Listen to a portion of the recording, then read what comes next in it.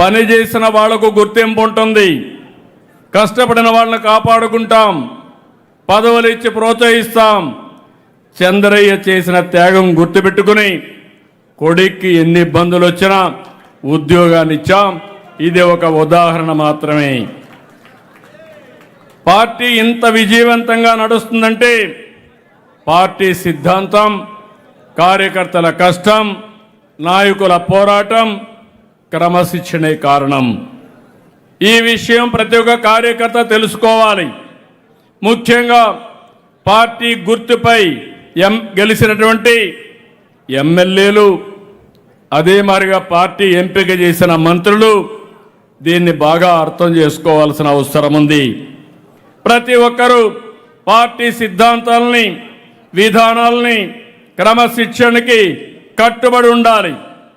Party కార్యకర్తల వల్లనే మనం ఇక్కడ ఉన్నాం అనే విషయం అనునిత్యం గుర్తుపెట్టుకోవాలి.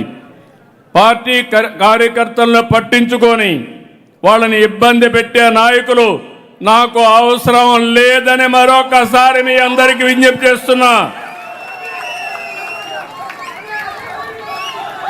మీరు ఎంపిక చేసే నాయకులం, మీరు గెలిపిస్తే ప్రజాప్రతినిధులం.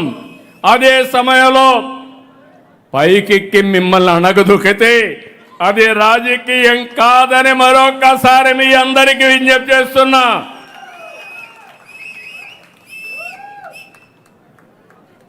ప్రాణాలు పణంగా పెట్టి పార్టీ నిలబెట్టిన కార్యకర్తలకి శిరస్సు వంచి మరొకసారి పాదాభివందనం చేస్తున్నానని చెప్పి కూడా నేను మీకు తెలియజేస్తున్నాను. 21 నెలలు చాలా సమస్యలు. ఆ రోజు సమయస్ఫూర్తితో యాక్ట్ చేశాం. ఎన్నికల ముందు రాష్ట్రం ఏమవుతుంది, 30 ఏళ్ళు ఎన్నికెళ్ళాం, దీన్ని మళ్ళా నిలబెడతామని అనుమానం అందరిలో ఉంది. కానీ ఆ రోజు మీరు గుర్తుపెట్టుకోవాల్సింది సరైన సమయంలో సరైన నిర్ణయం. మొట్టమొదటిసారిగా జనసేన అధినేత పవన్ కళ్యాణ్ గారితో పొత్తు పెట్టుకోవడం, ఆయనే ముందొచ్చి అనౌన్స్ చేయడం, తర్వాత బీజేపీతో కలవడం. రాజకీయాల్లో ఎప్పటికప్పుడు ఎత్తులుంటాయి, పై ఎత్తులుంటాయి, స్ట్రాటజీస్ ఉంటాయి.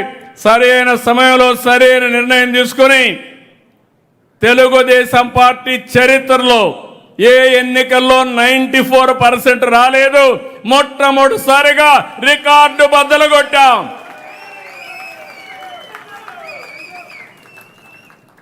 నాలుగోసారి ముఖ్యమంత్రి, 3 సార్లు ప్రతిపక్ష నాయకుడిగా పనిచేశా, 30 ఏళ్లుగా పార్టీ అధ్యక్షుడిగా ఉన్నా. నాకే అర్థం కాలేదు. సైబరాబాద్ నిర్మాణం చేశాం.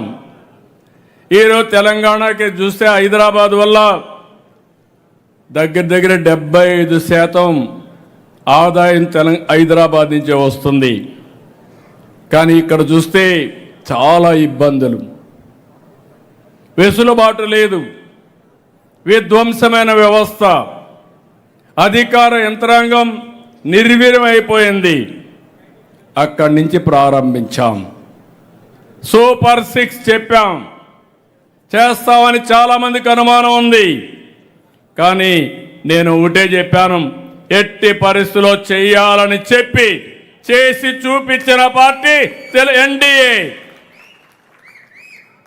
ఎవ్వరూ ఇవ్వని విధంగా సామాజిక పెన్షన్లు 4,000, 6,000, 10,000, సంవత్సరానికి 33,000. అదే సమయంలో ప్రతి నెల మొదటి తారీఖున పేదల సేవలో ఉండే ఏకైక కూటమి ఎన్డీఏ కూటమి. తల్లి